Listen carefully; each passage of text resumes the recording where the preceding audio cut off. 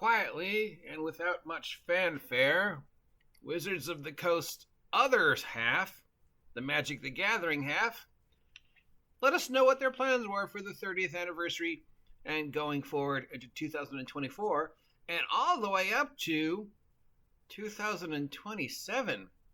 Weird that they have it all the way planned up to 2027. It's like something important happens in 2027 for Wizards. So let's take a walk down to the other end of Gen Con, where quietly and without much fanfare or controversy or yelling and screaming, the Wizards of the Coast Magic the Gathering representatives let us know what's going on with Magic. So here we go. Okay, so for the rest of 2023, pretty much they're going to be bringing to an end the whole Universe Beyond titles that they have planned. We're going to have Wilds of Eldraine. I don't know what that is. I guess it's a new run. Is that based upon a... Nope, it's just a...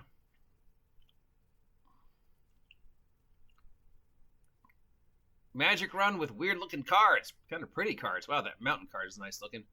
They're going to have cards we've seen before. There's Necropotence. There's an old card. So basically it's just Cruel Somaphage. Just a borderless art. So a bunch of weird new alternate art.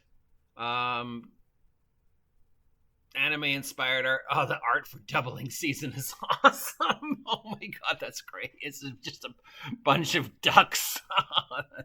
Occasionally Magic does still tickle my funny bone. But yeah, I'll post a picture of this one just simply because the ducks are awesome. So it just looks like that one. And then we have... No, go away. Doctor Who. And that seems to be pretty much it for 2023. So we have Wilds of Eldraine, Magic the Gathering, plus just, probably normal everyday fill the block. Hey, I'm out of blank sets. For 2024, we have Ravnica Remastered. So basically, it's bringing back the very best of Ravnica sets together to create a brand new Ravnica set. Then we have Murders of Karlov Manor. It is a murder mystery themed Magic the Gathering set in Ravnica.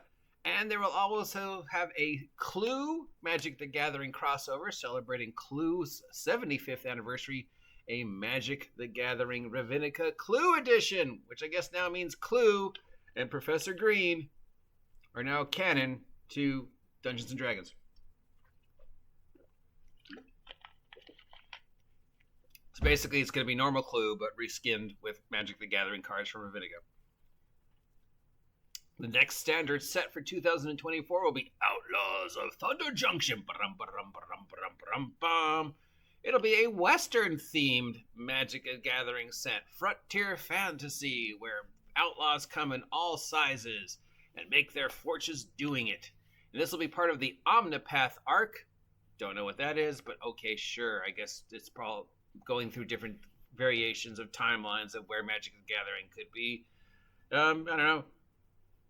Space or whatever. Sure, why not? It's not like you have any original ideas. You just reskin new cards, old cards with new art and new words. Although the art for the new Doubling Season is fucking hilarious. Then we have Modern Horizons 3, which is a draft environment. Includes both old cards, new cards, cards that you've seen before, but with new art, blah, blah, blah. Then we have something called Bloomborough, which takes us to a Magic the Gathering plane where there are no humans, only anthropomorphic animals. Squirrels, frogs, rats, and rabbits, and bugs, and this begins the Dragonstorm story arc. So basically, Magic the Gathering is stealing root. And then we have Duskmourn, House of Horror. This is a set standalone. Juxtaposed over the charming world of Bloomborough is a haunted house-inspired Magic the Gathering. The entire set takes place inside the walls of a haunted house. So every card, every creature, every enchantment, everything will all be about this haunted house. I actually kind of like that. That could be fun and weird and different. So like Secret Passage, I guess, could be a card, and Put the Candle Back.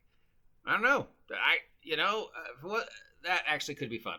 I think that would actually be sort of a weird, fun standalone. Then for the rest of 2025 through 2027, we have Innistrad Remastered. So we're referring to Innistrad again, so that means vampires.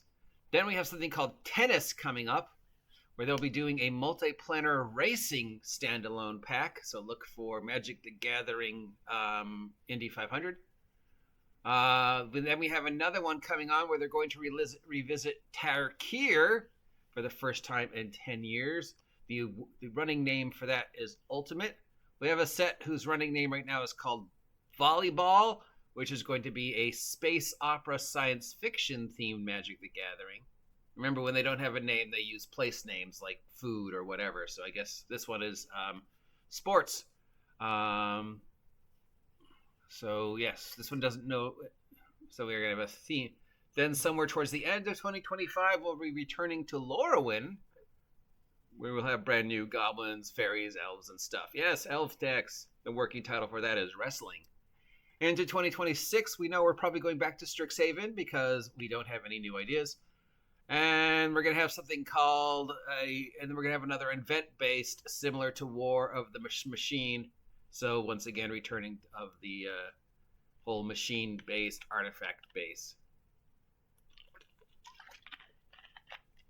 So that's everything all the way up to 2027. That was announced at Gen Con. We can look for Winds of Eldraine on August 15th. Winds of Eldraine again.